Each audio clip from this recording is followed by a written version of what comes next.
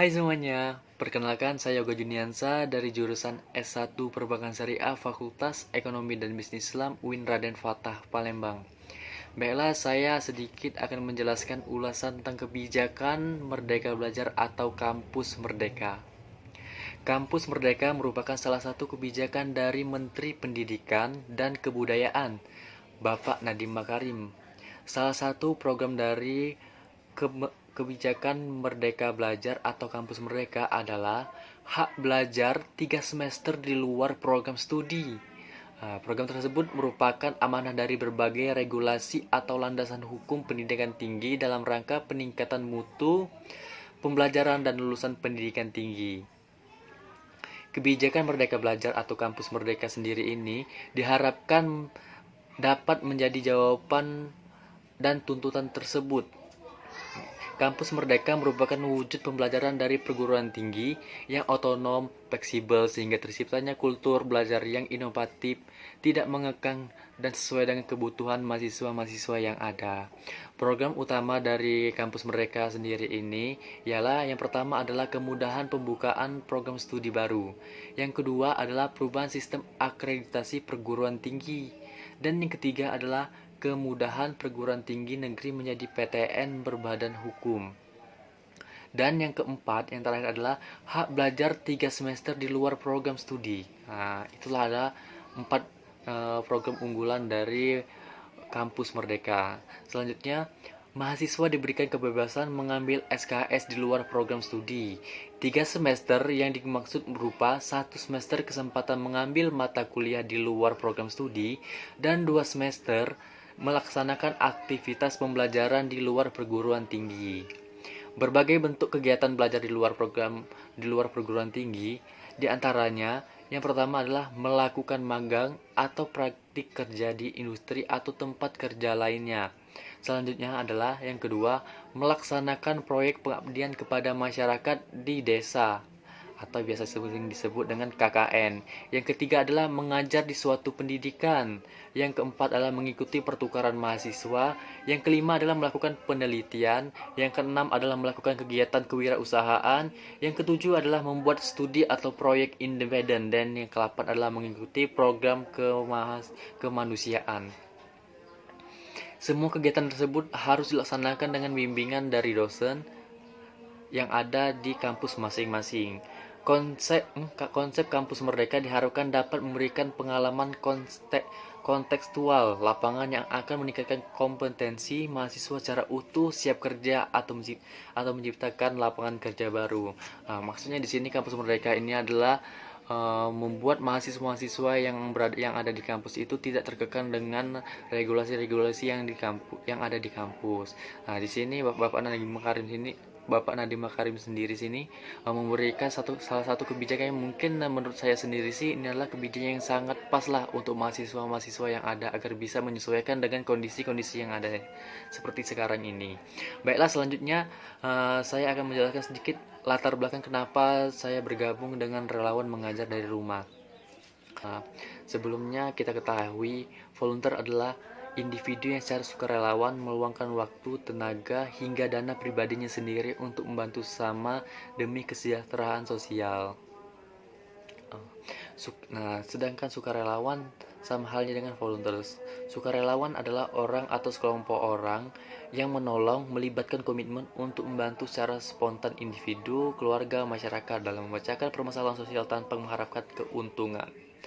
Seperti sekarang ini, pandemi COVID bukan hanya berdampak terhadap sektor kesehatan, namun berdampak kepada seluruh sektor, baik ekonomi, pendidikan, pariwisata, sosial dan budaya, dan lain-lain. Setelah pengumuman dari pemerintah di bulan Maret, membuat pendidikan yang ada di Indonesia ini terdampak dengan jelas, di mana anak-anak sekolah yang biasanya sekolah secara langsung atau bertatap muka diharuskan untuk belajar di rumah menggunakan sistem online atau daring. Setelah 7 bulan belajar daring atau belajar online, dari pihak Permadani Diksi Nasional membuat program yang menurut saya sangat bermanfaat bagi pelajar bagi pelajar dan maupun juga bagi mahasiswa yang mengajar, yaitu mengajar dari rumah, yang mana anak yang kita ajar adalah daerah lingkungan kita sendiri. Nah, di sini konteks yang sangat penting sih menurut saya pribadi, karena terkadang kita menjadi volunteer atau sukarelawan itu jarang melihat kondisi lingkungan yang ada kita kita yang kondisi seperti kita sekarang ini. Nah, jadi ini paslah untuk kegiatan yang ada yang diselenggarakan oleh Permadani Permadani Diksi Nasional. Program mengajar dari rumah sangat bermanfaat bagi pengembangan pendidikan yang ada di Indonesia saat situasi pandemi seperti sekarang ini, serta bertujuan untuk membantu sektor pendidikan dalam mengoptimalkan kembali proses pembelajaran bagi anak-anak yang tidak bisa belajar secara langsung. Program ini dilaksanakan dari rumah atau di lokasi yang strategis untuk melaksanakan kegiatan belajar mengajar dengan tetap mengikuti protokol kesehatan yang ada dan menerapkan 3M. Para volunteer mengajar anak-anak pada jenjang dari TK, SD, dan SMP. TK, SD, MI, atau SMA, SMP, atau MTS yang berada di sekitar rumah domisili volunteer masing-masing. Baiklah, untuk sasaran siswa yang dibantu, kalau untuk saya pribadi sih, karena saya berkuliah di UIN Raden Fatah Palembang, dan saya setelah pandemi kemarin saya pulang ke desa saya, jadi saya memiliki dua tempat untuk mengajar. Yang pertama itu saya mengajar di lingkungan rumah saya sendiri, itu di panti asuhan. Di panti asuhan Mustika yang berada di Kabupaten Oku. Itu yang pertama. Yang kedua itu adalah di sekitar kosan yang berada di Palembang, itu bertepatnya di Jalan Aryo Dila. Mungkin untuk ulasan materi yang diajarkan, ini beragam materi yang saya ajarkan kepada siswa-siswa yang ada, karena saya tidak bisa mematoki pembelajaran untuk mereka masing-masing, karena kan yang saya ajar ini bukan satu taraf yang diajar, karena kan seperti saya mengajar di SD itu ada kelas 1 sampai kelas 6 SD. Jadi saya tidak bisa menyamakan pembelajaran yang satu dengan yang lainnya. Jadi saya menyesuaikan dengan siswa-siswa yang ada. Seperti saya mengajar saat di TK. TK kan identik dengan anak-anak yang masih senang bermain. Jadi pembelajaran saya menyesuaikan dengan anak-anak. Misalnya saya melakukan pembelajaran seperti menonton kisah-kisah film yang kira-kira memotivasi mereka. Salah satunya adalah menonton film kisah Nabi dan Rasul. Nah, itu. Dan yang kedua adalah saya belajar sambil bermain dengan cara membuat sesuatu dari kertas origami. Itu kalau untuk pelajaran di TK. Jadi TK saya tidak mematokkan mereka harus belajar ini, tapi menyesuaikan dengan keadaan mereka senangnya di bagian yang mana. Kalaupun untuk yang SD, ini saya menyesuaikan dengan jenjang mereka SD. Misalnya kalau di kelas 1 sampai kelas 3, saya memfokuskan kepada mereka untuk bisa lancar membaca. Itu yang pertama. Yang kedua, sudah bisa menghitung. Yang ketiga itu adalah belajar perkalian. Karena itu yang sangat penting yang saya ketahui selama saya SD. Kalau untuk kelas 4, kelas 5, kelas 6 itu menyesuaikan dengan pelajaran yang ada. Bisa membantu mereka untuk mengerjakan tugas ataupun ini mengajarkan kepada mereka tentang hal-hal yang berkaitan dengan pelajaran yang ada di sekolah. Karena kan kalau seperti sekarang ini kan sekolah banyak melakukan sekolah daring atau online. Jadi kan kebanyakan dari mereka itu menyesuaikan dengan pembelajaran yang ada di sekolah masing-masing. Jadi saya mengajar sesuai dengan yang mereka butuhkan.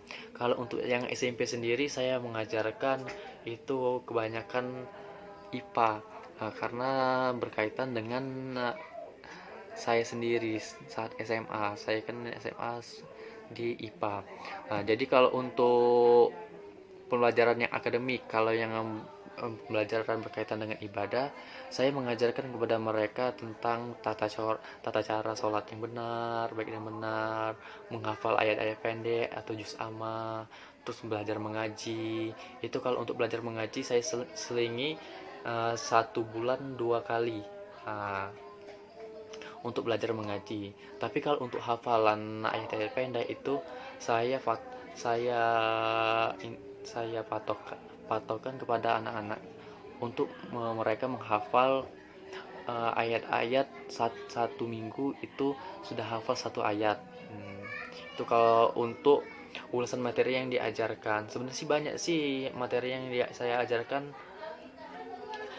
Kalau untuk metode pembelajaran yang saya laksanakan ini adalah metode pembelajaran secara langsung, tapi tetap mematuhi protokol kesehatan yang ada dan menerapkan 3M. Dan juga saya itu yang pertama, metode pembelajaran saya, dan yang kedua itu saya belajar menggunakan visual, itu menggunakan proyektor agar mereka tidak bosan dalam pembelajaran yang ada. Kalau untuk masalah kondisi sebelum dan sudah mengajar itu sih ada banyak sekali kenaikan dari sebelum kegiatan dan setelah kegiatan. Misalnya yang sebelumnya tidak mengetahui tentang 3M dan dapat mengetahui tentang 3M. Yang sebelumnya dia tidak tahu tentang mencuci tangan yang benar dan bisa mencuci tangan yang benar.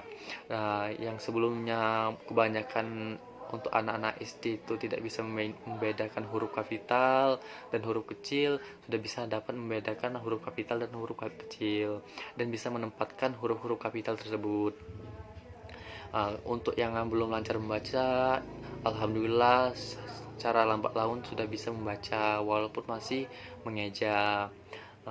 Yang kemarinnya ogah-ogahan untuk belajar, alhamdulillah setelah belajar ini mereka senang dengan pembelajaran yang ada.